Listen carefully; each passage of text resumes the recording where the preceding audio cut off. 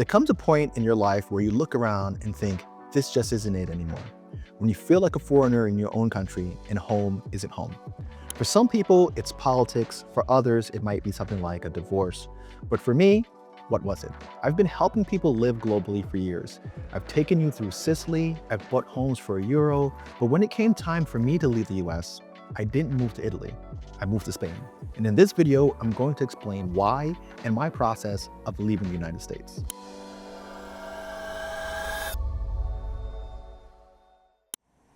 I've been deeply involved in international real estate. Actually, that's why I started this channel.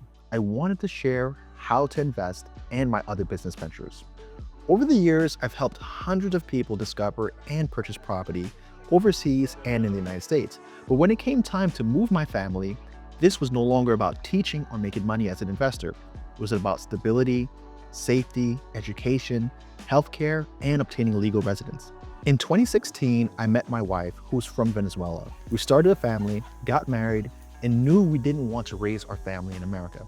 One day while having dinner, she was like, this isn't life. There's no sense of family and everyone just works. When do Americans actually get to live? It was a clear signal to me that it was time to go. The only thing that was stopping us was her legal status. She wasn't a citizen in the US, and with many countries closing their borders to Venezuelans, she didn't want to risk being illegal in another country, or worse, being barred re-entry back into the country where her children are nationals. So we did what any sane New Yorker who wants to move to another country would do. We decided to move to the Caribbean. We moved to Southeast Florida. While there, we went through the process of extending my citizenship to my spouse, and the day I had been waiting for finally came. In 2024, she became a citizen, and it was time to get the hell out of the States.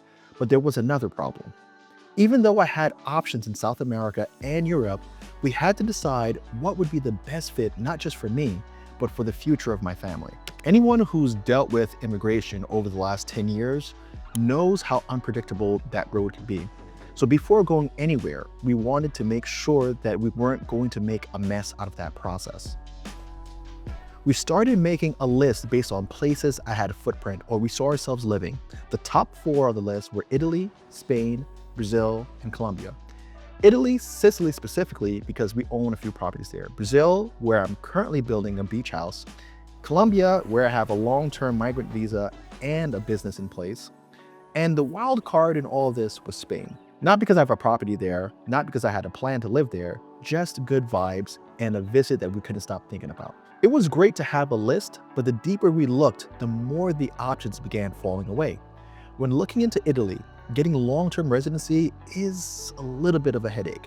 And what does it really do for my kids to grow up learning Italian, considering that less than 1% of the world's population speak the language? Beautiful country, but it didn't check the boxes for my family. Summer homes, retirement, investment, yeah, sure. But for our current phase, it wasn't what we needed. Brazil was hard to walk away from. I speak basic Portuguese, but my wife doesn't. Actually, she's never even visited Brazil. I started building a home there, hoping that we could use it as our vacation home while living in Florida or Colombia. What killed it for Brazil was the idea of sitting across from a teacher or trying to help our kids with homework and not really understanding the language. For me, that just didn't sit right. Since language is a huge part of our decision, it really boiled down to Colombia and Spain. Colombia was familiar, but when compared to everything else, safety, cost of living, community, and healthcare, it just didn't beat Spain. Not to mention that my wife has her own bias against Colombia, similar to the US-Canada rivalry, which isn't much of a rivalry because we all know that Canada doesn't really compare, right? Sorry, guys. And then we found the thing that really made the difference: Spain's 2-year fast track to citizenship for Venezuelans. You see, Spain offers a fast track citizenship path under Article 22.1 of the Spanish Civil Code for nationals of former Spanish colonies. This policy itself simplifies integration for former colonial nationals. That sealed it for us. Now came the real heavy work, and that was getting in legally. You can't just show up and overstay your visa to qualify. Spain's 2-year program starts with the moment that you enter the country legally. So we had to book a consultation, which led us to an immigration attorney who helped us choose the digital nomad visa path before legal entry. The other alternatives were the Golden Visa program, which starts at around $500,000, an investor's visa, or a retirement visa. And since I still work and run my businesses, I couldn't go that route. The consultant service I used is named Moving to Spain. They actually reached out to me during the process based on content from this channel. After our chat with the founder, I realized it was exactly what I needed. What's great about them is that they connect you with what you need, which is legal services, accounting, school consultants, and plenty of other resources to aid in that transition. Included below in the description, I've included a link that you can click through for their services. So if you're looking to move to Spain, I highly recommend them as they helped me navigate this process. We started our process in around January, and we were ready to move by May. We sold our property in Florida, we waited for my daughter to finish her state testing, and then we packed our lives into 10 suitcases before we headed out. Now, getting in is one thing, but the next hurdle was answering the question, where are we going to live? Since our visas weren't approved yet, we couldn't rent directly. Fortunately, my sister-in-law is a legal resident and she co-signed our first lease.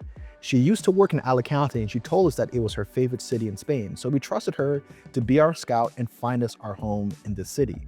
Keep in mind, I never stepped foot in Alicante before this. The game plan was to target homes with our space requirements between the price of around 1,800 and 3,000 euros a month, and we were looking for them on idealista.com. The home had to be kid-friendly and foreigner-friendly as we didn't have all of our immigration numbers just yet.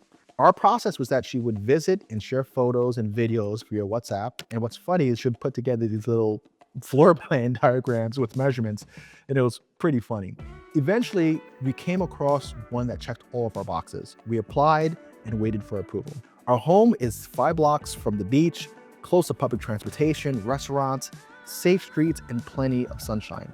Everyone in the family seems to have settled in and loves it here. But we still had one more thing to accomplish, if not the most important thing to solve.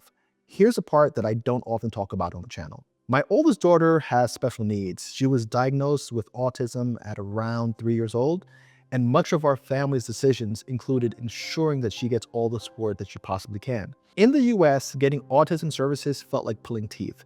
In Spain, we found the process to be a little bit better programs, better food.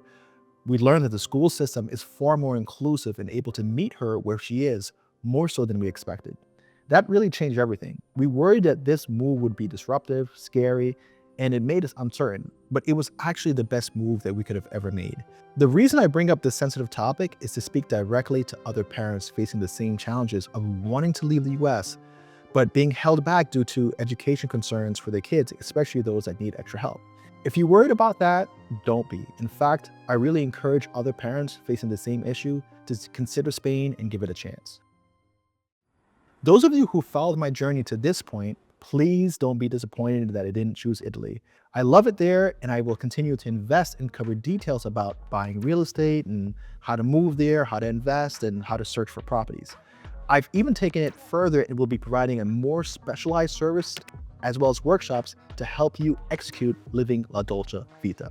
If you want more information on that or to join our exclusive community, I've also included some links down below so that you're able to sign up and see what it's all about. Considering that I'm now in Spain, you have to expect that I'm going to cover Spain a little bit more on the channel.